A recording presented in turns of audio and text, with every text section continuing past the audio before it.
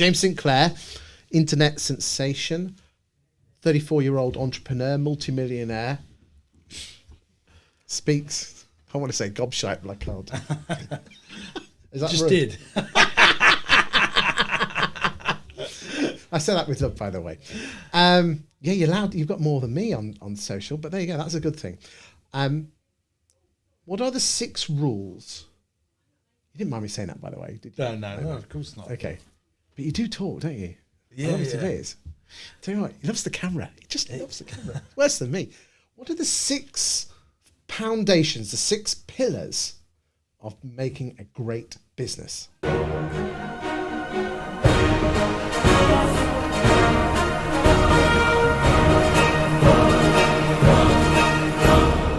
Talk to me.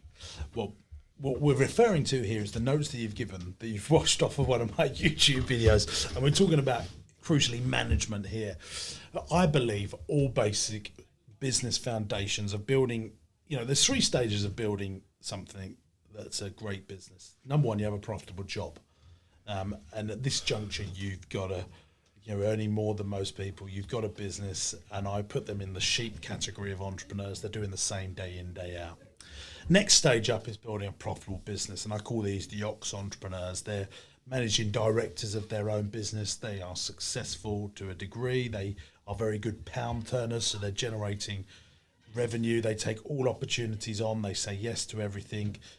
They don't know what to say no to, and that's your profitable business, which I'm imagining most of your listeners will be profitable business camps. So they have got some employees. They're control freaks of their business. They're Very macro, not micro. yeah. Yeah. And then the next level up is what I call a profitable investment. And this is something that someone wants to buy your business should you want to exit. And where most people, I would say 80% are in the profitable job camp, 15% are in the profitable business camp, and then 5% manage to build, and it's probably less than 5%, build something that's a profitable investment. The difference between profitable business and profitable investment is management, and it's the quality of a management that an organisation has. It is my strong belief that those profitable investment businesses has an entrepreneur driving it rather than a business person, and an entrepreneur that thinks like an investorpreneur. The difference between an entrepreneur and investorpreneur is if you look up the dictionary and look for the word entrepreneur, it's a seeker of opportunity. If you look in the dictionary and look up the word investor, it's profitable investments. So when you fuse the two together, we have someone looking for profitable opportunities. And that is why I always tell entrepreneurs, you need to be building a profitable investment, i.e. someone wants to invest in the thing that you've built. And one of their I build it to sell it, even if you're not going to sell it. Even if you're not going to sell it. So you build it to sell even if you're not going to sell it, because there's no point in building something and then when you exit, whether that's by death or retirement, that you have something that no one wants to buy. That is a tragic waste of time. You would be better off going to be a managing director for someone else and get all the benefits and security of employment rather than setting your own thing up. So the aim should always be to quickly get out of a profitable job where everyone starts into profitable business, which is the next stage, starting to build your management team up around you, and then catapult it into, can I turn this into an investment that I own that someone else wants to buy? And what are the 6 ways you do that? So when you've got there, the foundation of that is E plus M equals S. This is my strong belief. And what's that stand for? So it's entrepreneurship plus management equals the success of an organisation. Okay. And when it comes to management, you want good. Can you teach rules. entrepreneurs? Okay, so we're going to go through the management section now. Is entrepreneurship DNA, or can that be taught? What my belief, it's DNA. Then it's you have some base DNA, and then you get taught great strategies and tactics to explode that DNA, and it's the people that you have around you that will. I mean, turn what does that it? What does DNA it? into a superpower? I was about to say, what does that DNA look like? Is it a fear of or a lack of fear of not of failure? Because that's what entrepreneur is. Is a risk taker to a certain degree. Management doesn't want to take risks. An entrepreneur is a vision maker. Management want to just deal with battles. An entrepreneur, a great entrepreneur, comes up with a war plan, and the entrepreneurs come up with the same business owners come up with battle after battle after battle. Whereas an entrepreneur's fighting those battles, but they've got a war plan above it to knowing why they're fighting those battles, and they're vocal about it, and therefore they attract people to help them fight those battles. Because you're obviously a classic entrepreneur. I know in a previous video we talked about it. You were running an entertainment business whilst you were still at school. Let's come on and talk about the management. When you think of an entrepreneur like someone like me, I live to work, and I don't think that's right, but that's just who I am. I can't change who I am. Other people work to live. But how do you get over with your family that you're working too much? Well, they do think that. They constantly... Because you've had family that have, passed away because of heart attacks and worked too hard. That's not going to happen to you, is it? Well, I don't, because I love what I do.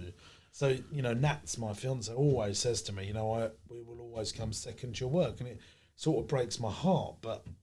Yeah, how does it make you feel when she says that? Well, I don't like it when she says that, but she's, and my love is for them, but I can't help. It's like what I do is like an addiction. I can't help but grow my business. I can't help but get involved and do more stuff. I'm never satisfied with what I've got. I always want to do more. Is it the thrill of the chase than actually? I don't know what it is. It's not about, everyone thinks, and she would think, oh, you just want to make more money. But my personal lifestyle hasn't changed in the last 10 years. I don't want to make £20,000 so I can go and buy a nice car. I've got a nice car. I've got a nice house. I've got all those things. If I make any more money, I want to reinvest it into, employ more people and grow money. It's for people, when I meet people like me, they completely understand it, but it's very few. There's very few of you out there. I can count them on one hand. Yeah, and I don't think that what I do is for everyone. Coming back to the 6 management things. Yeah. Simple rules for management. Number one, you've got to have a vision, mission and culture statement. So this is my war plan. So you get the vision is the war plan is a much better way to describe it. What's the war that we want to win? So what we don't want to do is, like most business owners, be doing what I call World War One mentality. While we're fighting this war, we're taking a bit of land, we're losing a bit of land, taking a bit of land, losing a bit of land. That. And most businesses are in constant attrition, isn't it? Yeah, they're in a World War One state. They're fighting battles and they don't know why they're fighting the battles. That is most organisations, the NHS, the police. I would say most estate agents. Yeah, they're just fighting, they're winning today's battles rather than a succinct war plan. So World War II, much better, brilliant vision. We want to get rid of this bloke with the nasty moustache who's upsetting everyone in Europe. So everyone could get behind that, and there's a much better vision to it. So we need to have a great war plan. Then we know what battles to fight. So we've got a war plan. We want to get rid of the bloke with the funny moustache. Right, come on, what's the battle? Let's send in the sea. That's not working. We need intelligence. Right, come on, let's get some spies. Let's get data to send the ships into the right places. Right, let's get the soldiers involved. Let's do some air so we can have a look, and so everything from World War II is much better than World War One because of systems, processes, data and intelligence and a vision. It all comes back to the vision.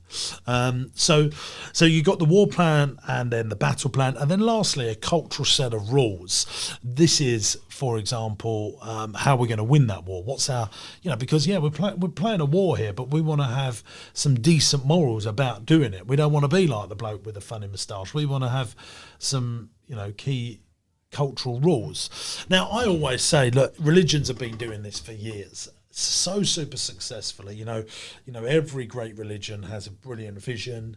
They put a management structure in. They have, the Bible, the Christian logo, branches all around the world. We've got a Pope who's the CEO. We've got cardinals as directors, board of directors. This is not new. This is and they've got this book called the Bible, which is classic content marketing. Absolutely, and then we'll bring out the 10 Commandments, which are a set of cultural values. That'd be great for social media, yeah. bite size. Yeah, and so this stuff is definitely not new. It's just no one thinks about it enough, and so they do this World War One mentality. So once your management understand this stuff, you're actually setting them up to succeed rather than fail. But this is all coming from you as the leader. Yeah, so the leader then, his job is to put management in place to manage the battles. Okay. So you can't be the person coming up with a war plan and then doing every single battle. Because that's what happens in a state agency.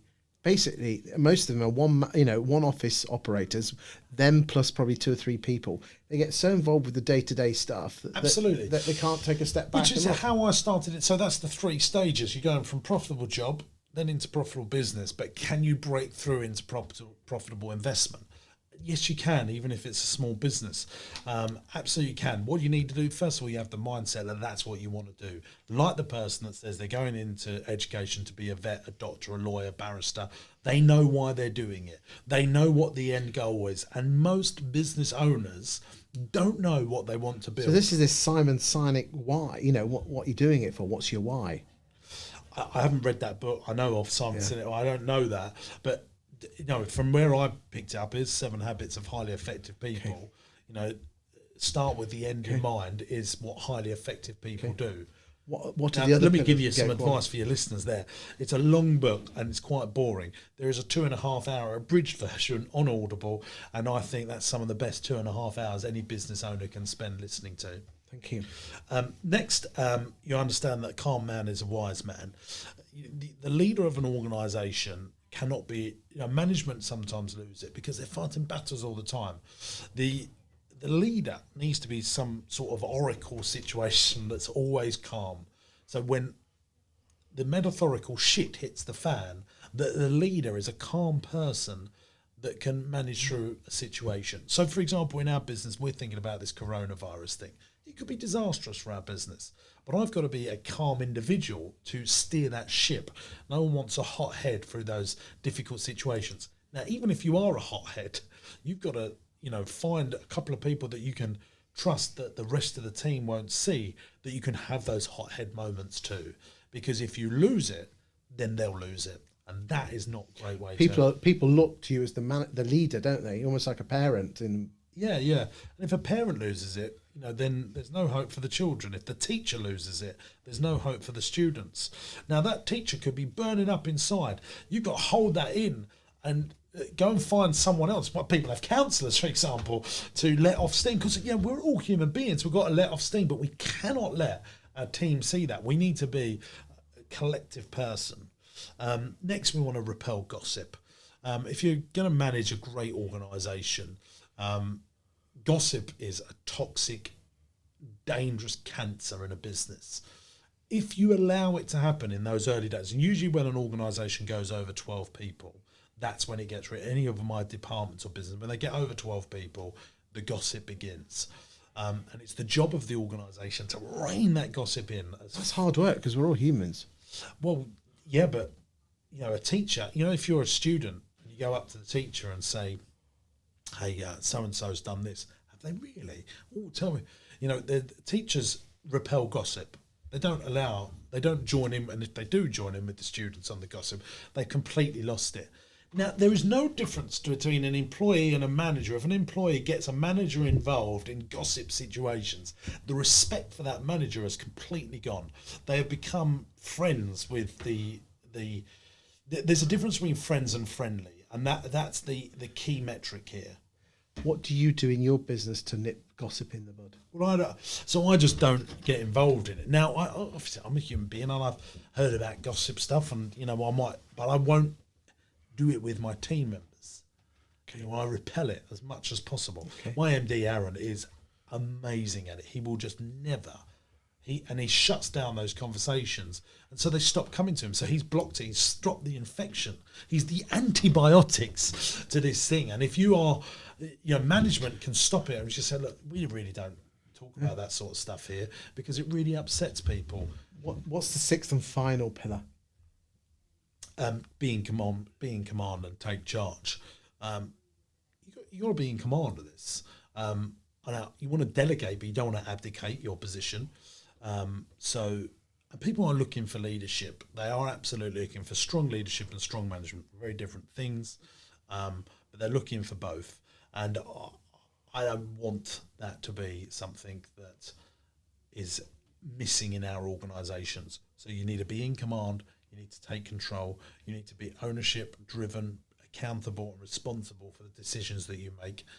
When a team member comes out, and this is really hard for some people to do, but a team member says, we didn't do this very well, we didn't meet targets.